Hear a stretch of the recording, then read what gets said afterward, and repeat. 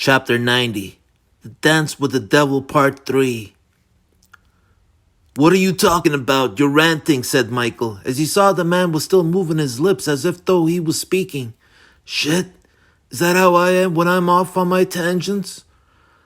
"I haven't even begun ranting yet, I'll tell ya," barked out the big white head as his eyes blew up like balloons and began developing tears. "You know what your problem is? You have no vision." "Vision of what? Millions of people dying? Is that what you get off on?" asked Michael. The big white head pierced his eyes at Michael as he began to snarl in dissatisfaction. "I'm starting a revolution." "What are you talking about? Stop saying that. Thomas Jefferson said it. Every generation needs one." Michael closed his eyes and began to wonder if it would be better just to ignore him. Seemed like nothing was going to make sense now that the man was off and his mind seemed to be speeding by like a runaway locomotive. "Eventually you're going to need one to fight the fascist state that grows," cried out Mr. Dorian as he began to peer out as if though he was studying his own words coming out of his mouth. "Thomas Jefferson, revolution, fascism? What the fuck are you talking about? Millions of people are going to die because of that bomb. That's all I'm getting from this." Mr. Dorian then began frowning so hard he looked like he was going to split the top of his head in half. He walked over to one of the dead commandos that were supposedly sent by the U.S. to stop him. He eyed him a bit and said, "That's war." "What war? The Cold War?" asked Michael as his mind fractured trying to make sense of it. "No, not that phony political one we're having now. I'm talking about the real ones, like the one we had in WW2. That's the real world we live in. Millions and millions have to die if there's to be real change, or if we're to stop true evil from rearing its ugly head again." Michael felt like throwing his arms up again. Whatever world this Mr. Dorian came from definitely wasn't Earth, and it didn't seem to obey the same laws of physics and reason as this one did. "Still, all I hear is you wanted to detonate a nuke. And that's it," explained Michael. "That's war." "Stop saying that. There is no war. That's how we fought it. You know, 80 million died. 80 million. Today, everyone thinks of that war as some great victory since we were victorious. But do you know how terrifying the world was to live in until we were? The sheer terror the entire world felt, seeing such a great evil rise and possibly consume the rest of the world entire. How can I express it to you? How can I? I can't. You had to have been there alive at that time to truly understand. And millions of us had to die to stop that great evil. 80 million in total had to die on both sides to stop that maniac in Germany. And now it seems as if millions more have to die if we're to stop fascism from rearing its ugly head again." "What fascism? What are you talking about?" demanded Michael. "This country wants to turn completely fascist. A giant police state to police over the new world order that is coming. It wants to take lead and become an empire. It wants to become what I had to go to war and fight tooth and nail to stop. Trust me, I know this, 'cause I've spent over 30 years helping them become that way." It was right around the early 50s when I was picked up by the CIA that I learned really what the good old US of A was all about. On my first mission, being sent to Iran to help stage a coup against a democratically elected official who just wanted to nationalize the oil in his country. That was at the time completely under the control of a bunch of greedy British oil tycoons.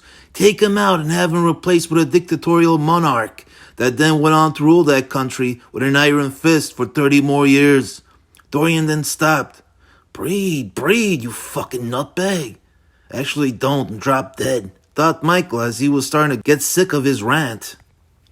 "I mean, I was sent there to help replace democracy for a monarch, overthrow a prime minister whose intentions were for the best of his people and replace him with a dictatorial king. I mean, does that sound American to you? What should be expected from us considering our history when it comes to monarchs, and especially England? Or does that sound like something that might be expected from us if we were the complete opposite of everything that's been told that we supposedly represent and would stands against? Us, democracy? This country wants fascism, I'll tell ya. But now I've got something for them to even out the playing field." Where the hell is this guy going with all this? He wants to start a revolution because this country is turning maybe fascist? So to do that, he needs to nuke it? What the? Michael felt divided by the pain in his gut and the ranting and raving of this nutbag. He felt like he could only place enough attention on one thing, and Michael was now beginning to feel more comfortable centered on the pain. But if you want to wage war, you need soldiers, real soldiers, and your generation is too pathetic for that. A bunch of spoiled, entitled cowards, a bunch of pussies. Oh, fuck you, cried out Michael, sick of hearing him say that. What? You all are a bunch of, yeah, whatever. Mr. Dorian started looking Michael up and down and then shook his head. Oh, fuck you. You say we just allow a Hitler type in this country to rise to power? Asked Michael. Your generation would. It would. You're all just that. What about Nixon? He's been like the closest thing to what you're saying, and we got rid of him, said Michael, then smiled. Mr. Dorian then began shaking his head. We did? No, you didn't, said Mr. Dorian. Yes, we did. We got balls to stand up against tyrannical assholes, and Nixon was a crook and a fuck-up that slipped up and got himself kicked out. Your generation didn't do jack squat, concluded Dorian. Michael then shrugged. Thinking about it now, Dorian was sort of right about it. Mr. Dorian then continued, your generation might have had a lot of gust early on when they started in the 60s to do what they saw was righteous, but they lost almost all of it during the 70s, and then that man got himself booted out of office. Your generation did nothing but talk a lot. And that's another thing I can't stand about your generation. You think everything can be won by politics, talking, but only violence truly can solve anything. I mean, look, you've had one war to prove yourselves, Nam. Your sorry lot got your asses handed to you by a bunch of slopes. Dirty brown googs popping out of holes like gophers and giving you post-traumatic stress disorder. So fucking pathetic and embarrassing. And what's worse, you won't allow a war to be a war. You know how we won WW2? We went all out. We fucked those Krauts and Japs in the ass and out the mouths with no hesitations. And with North Korea, we did the same. And now that country wets itself every time our name is even mentioned. But as for the whole Nam War, somewhere along the line, everyone forgot that there aren't supposed to be rules to it, to war, and we allowed the politicians to take over. This is all a reflection of the changing of our times. With your generation, you're all an easily terrorized sort, all wetting yourselves over the horrors of the world like children over a boogeyman in your closets and the horrors within yourselves, because you don't want to accept them. Nam could have easily been won if we still had MacArthur's like in charge, but your generation would never have it. Mr. Dorian took a deep breath while his eyes continued to scan the astral planes. Simply put, you're all pussies. Michael then gave Mr. Dorian a look. Well, most of you are, though. You, son, I can see you're different. But most of your lily sort are. Fuck you, asshole. Let to see you call me a pussy if I was in the predicament I am in. Shot, bleeding all over the place.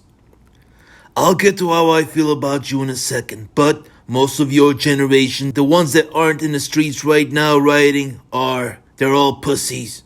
I've seen it in their eyes. They're all pussies. And they need that bomb. Need the hell it releases to scare them out of their pansy-ass cells and grow a pair. Break their stupid fucking noses in and wake them up. Breaking stupid fucking noses? Ah, shit. It's him. No wonder I'm so scared of this man, Dorian. Oh, fuck. Don't think too much about it. He was never crazy, not a raving lunatic at least. Thought Michael as he realized who this man was starting to remind him of. That's what the horrors of the real world and war does to a man. To change him from the sorry sort your generation is all about into the heroes that mine were. Rock and roll isn't what's going to make you truly free, but the stuff I had to go through will. And until you experience those horrors, you'll never truly be free. Right now, with the riots going around, you'd think that would be enough. Well, I'll tell you, it won't. Now that the National Guards, the firepower of the government, has been called in. Once they start unloading into the masses, you're going to see those rioters scatter like cockroaches with the lights turned on. And they'll rush back, stepping back behind the line that was drawn, and pussified fear. The masses right now might be mad and driven enough to riot, but they're not yet mad and driven enough to take bullets and watch everyone around them shredded into pieces. They need to be madder, than that to be willing to go that far. Oh, you mean like Skitty? Screwy like him? Fat chance making a difference in the world, being that much of a whack job. And then all of a sudden, listening to this man rave as he did was starting to have a reverse effect on Michael, which sort of made him want to smile for a second there. The madman had his moment when talking about squeezing people's skulls in, and when he figured out how Michael had probably attacked Nikki. That all had Michael crawling for the ceiling. But now, the more he ranted and raved, the more Michael began to strangely feel calm again. For as mad as Michael was, he felt glad he wasn't this. Strangely enough, even with the predicament he was in, the whole city was in also, Michael at least felt relieved over this. You know what, asshole? Rumpus pompous, fuck you. You keep your methods of madness to yourself. I ain't interested in what you're selling. Your stance and your beliefs. But then, shit. Thought Michael, because the fact of the matter was, he was. Or at least had been. I don't want to be anymore. Son, I'll tell you what. I like you, though. And a lot, too. If I didn't, I would have had that merc shoot you in the head and we wouldn't be having this conversation. Mr. Dorian then grew what Michael could only imagine was a compassionate smile as Michael frowned looking at it. Look at how far you were willing to go, 'cause you were driven mad too. You're no soldier. You don't even know how to use a gun. You're some streetwise punk that I shouldn't even be wasting my time with, dressed like those rock and roll idiots on that music cable channel. But you showed something to change that. You got madness in you. You do. You got fire. You got passion. And even more than those rioters on the street. Much, much more than them. Shit. He's turning me into his new prodigal son. Now that I offed his boy Angel. You're the type of man that rushes towards the bullets instead of cowering away from them. And that's what it takes to drive a man to make a difference. Even though there was no way in hell you were going to be able to change a damn thing tonight, you were still driven mad enough to try. That's how the rest of your generation needs to be more of. With you alone, you could do nothing. But with an army of yous, that would have been a different story. What you are is something special, a criminal most would say, a punk off the streets that needs to be locked away. There's millions of your kind, and it's really your kind that is capable of making a difference. None of you still really got the right stuff of what it takes. But if pushed a little further, you might have.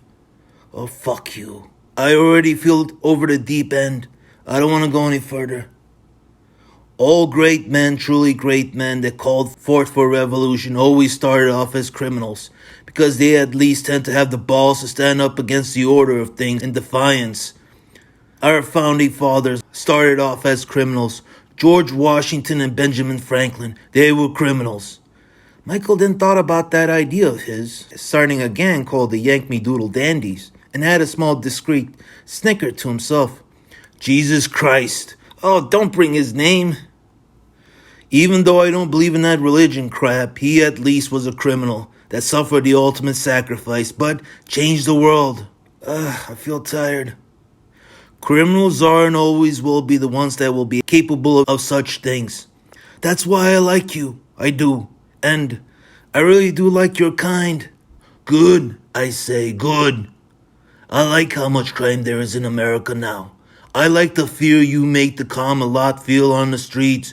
With this age of rage, I like the looting, the defiance, I like the violence. I do feel highly of it, because it shows me promise that your people want change. They want it, no doubt about it, hence why there's so much of it going around. And now, if pushed far enough, your generation just might be able to take up arms and truly go to war and truly change things before things get worse. Michael was now sort of not listening to Mr. Dorian anymore. There's so much blood, since his mind was now preoccupied with other things. I'll even go so far as to say I like the psycho killers your generation has produced, like the Zodiac Killer and the Son of Sam, even though they're scumbags, really. Real slime. At least they're true to their nature and ain't afraid of it. Now that did get Michael's attention for a bit, for Michael didn't like how sick that sounded. What? The rest of you see them as horror stories, like in those movies today with masked maniacs wearing hockey masks. That or have burnt faces and wear gloves with knives on them. The lily sort see them as boogeymen and sick in the head, but they're not sick. There's no mental illness there. Look at animals, look at nature, and see how violent and murderous they are amongst themselves. We're all violent and murderous by nature, and there's nothing wrong with it. It's the rule of the jungle. Kill or be killed, especially when dealing with a man that is bigger than you and is opposing you and is unjust and wrong. You need to put your hands on him and kill him. And I tell you, when you do, there is this power you feel from it. There's this rush when you murder someone like that. Such a rush. Oh, what a rush. A quickening feeling, 1,000 times better than getting your rocks off with a dame, better than sex. You know why? Because it's justice. You're righteous, and you're vanquishing something that is trying to oppose and oppress you. That isn't, and needs to be punished. God.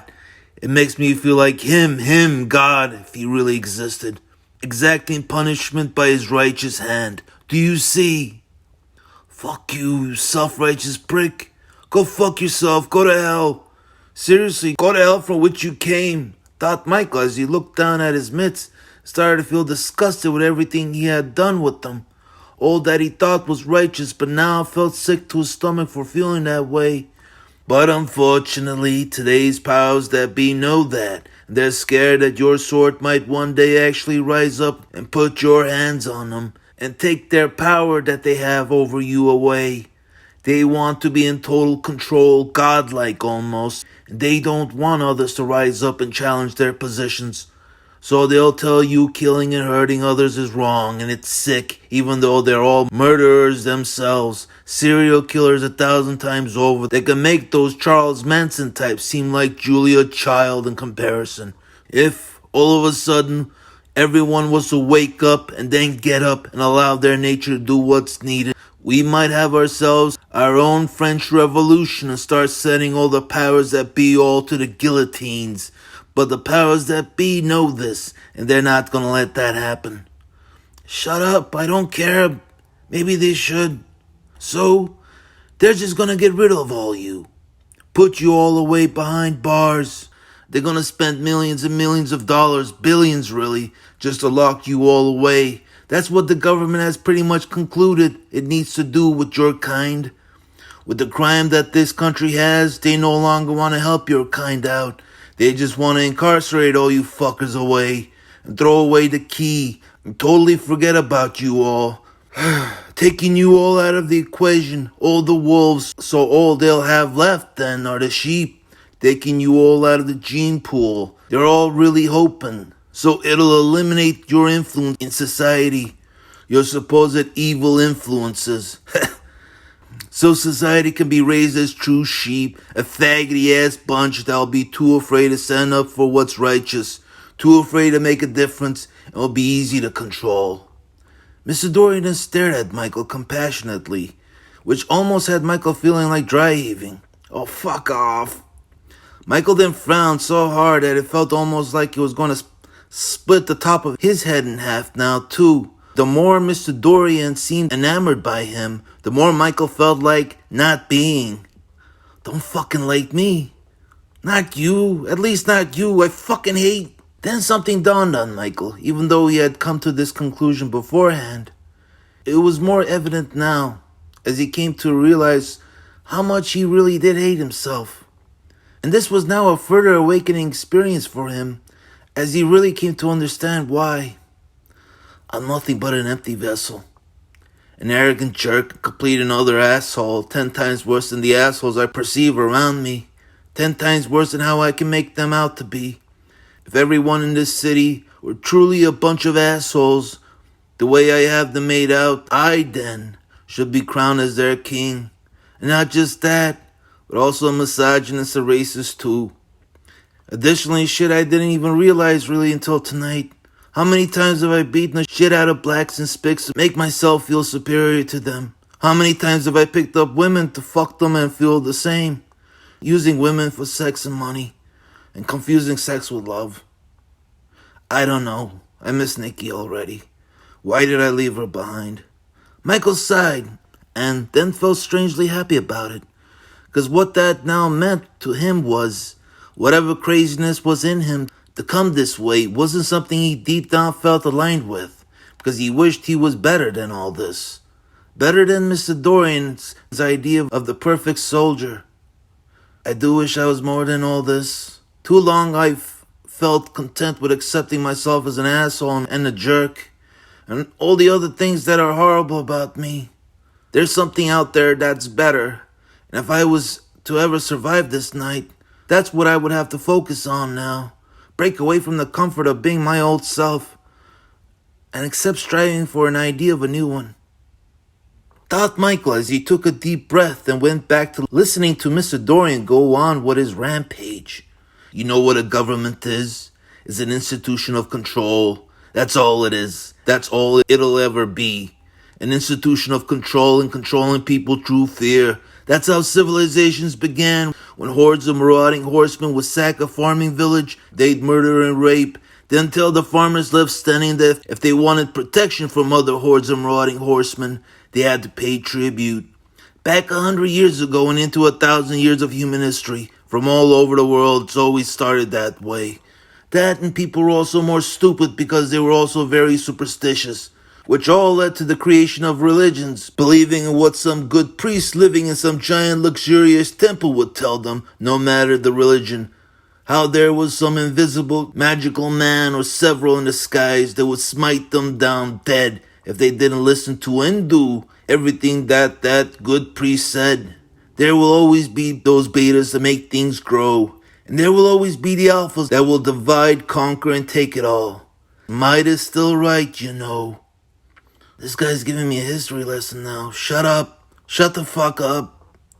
But this country used to be something grand. It was an institution of the people trying to control it.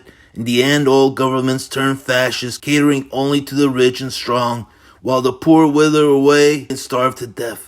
Give it about 20, 30, 40 years, this country is going to turn into one giant third world nation, split between the haves and the fucking cowards, too afraid to fight back. And since all you criminals will be locked away then, all they'll have then to work with are the true cowards, the true betas of society left behind. Give it some time. Sometime after the new millennium, that is. If we survive the Cold War. And now, this white-headed character was making jokes about nuclear holocaust. Maybe this guy really is that one-dimensionally evil. Maybe. And as for them, as for the children of your generation, the ones that will be taken over in that given amount of time, God help them. God help them indeed. Okay, Mr. Nostradamus man, tell me about the future. How you see it.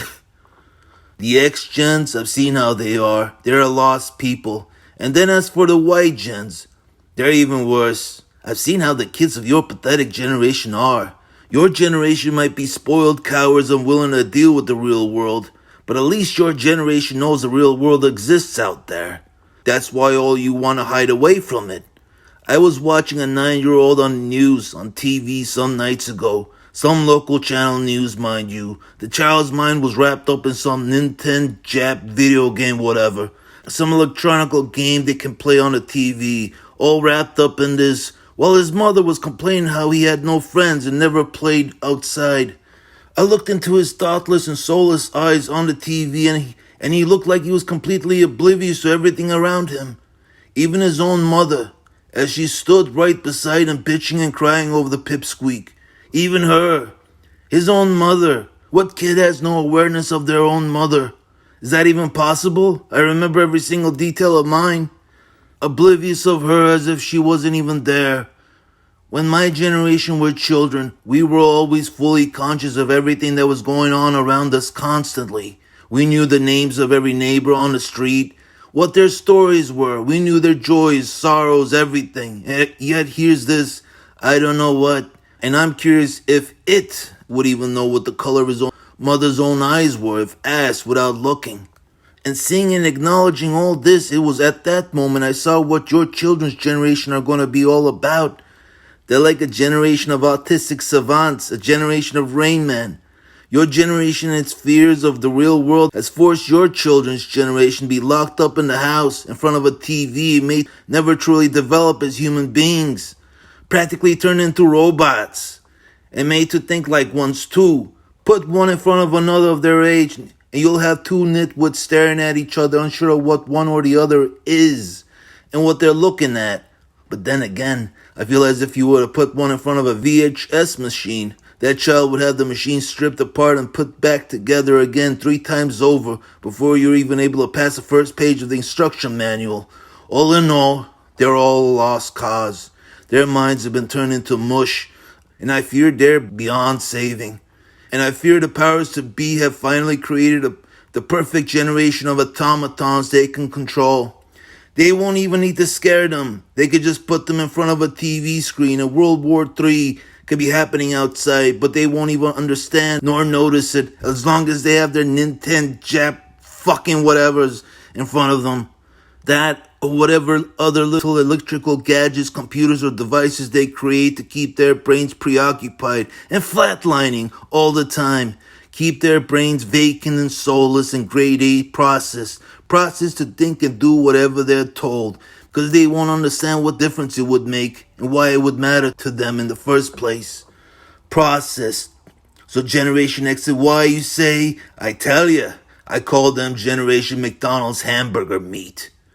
Why does this guy remind me of a guy I saw in a movie? Thought Michael as Mr. Dorian then took a giant breath, coming back up for air. Given enough time, and the powers that be will keep taking advantage of the ever-weakening human spirits of the masses. As with every generation, you will find more and more cowardly and docile and ignorant lot being born and raised into the world. First, they'll start to take away all our freedoms we have. Take away our guns, then free speech. Who will? Interrupted Michael. Mr. Dorian stopped and looked confused. What do you mean, who? They? I mean, like, the Republicans, the Democrats? Mr. Dorian began to laugh, doing his wheezing bit. Michael didn't get it. Son, don't be an idiot. They're the same party. The same. They're the flip sides of a single coin. They're only there to keep the masses juggling between what they'll be led to believe are two warring parties. It's only a puppet show. And the puppet master is a deeper state orchestrating it all in the back behind the curtains. Funny, that's how Michael always felt about those two.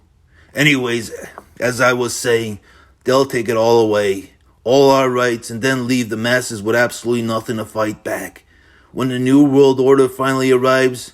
But I guess until then, they're still going to have to continue scaring people into their hidey holes while they rip this country a new one of everything good it has ever stood for.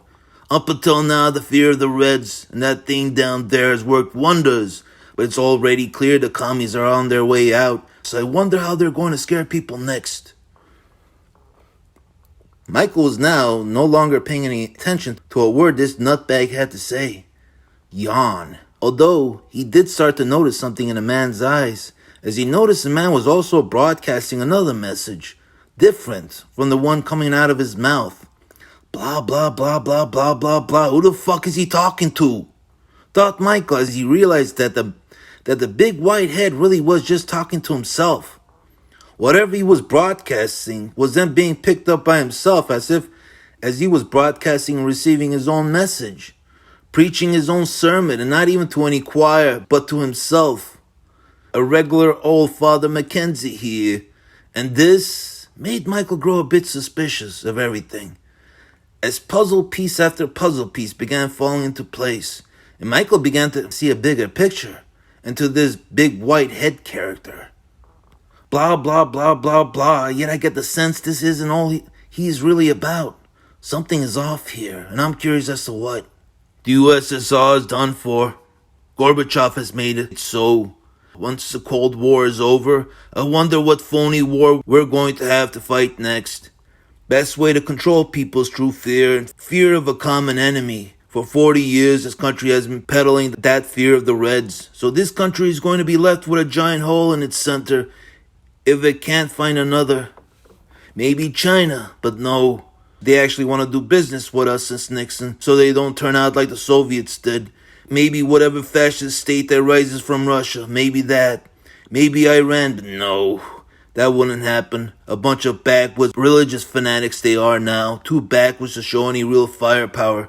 Plus, the Ayatollah Khomeini is our inside man. Ronald's inside man. An auxiliary measure, just in case the Shah of that nation fucked up and lost the support of his people, which he did. And the country grew more and more towards being another communist state. Wait, what? Maybe a unification of the Muslim world. But no, they're all a bunch of backwoods sand niggas, too dumb and violent amongst themselves to make it happen. Plus, there's Israel, and they'd rather nuke them all than to see that happen. Maybe North Korea, but no. They don't have the balls to face us after how badly we ripped them a new one back in the last war. Plus, they'll never be as big of a threat as the Soviets were. That's like replacing a 500-pound gorilla with a gerbil in a scary department. Maybe until a new fascist state rises besides our own, we're just going to have to focus on the Middle East, since that's where all the oil is. Of course, the problem with those countries is they're not big and scary enough. How can you scare the regular American TV viewer with images of those backwoods people when the most sophisticated weaponry they carry are camels and Soviet machine guns traded off from the black market? We can't just decide to invade the Middle East until they give us a good reason to, and then the William Randolph Hearst of Americans spin it in the news as a new threat. Plus, if we just invaded them, the war will be over fast. None of that political bullshit that happened in Vietnam. Since there won't be any USSR or any other formidable ally back in their war effort. If we decide to make Saddam the new bad guy now, it would take 2 minutes to take over that nation of camel jockeys, and then we're going to be stuck wasting billions of American dollars trying to fix that nation. You can't fix those backwards people. After WW2, we fixed Germany and Japan because the only thing truly wrong with them was their leadership. A cultist nutbag and a fucking sun god emperor. Once those two stooges were out of the picture, the rest of those countries were easy to rebuild.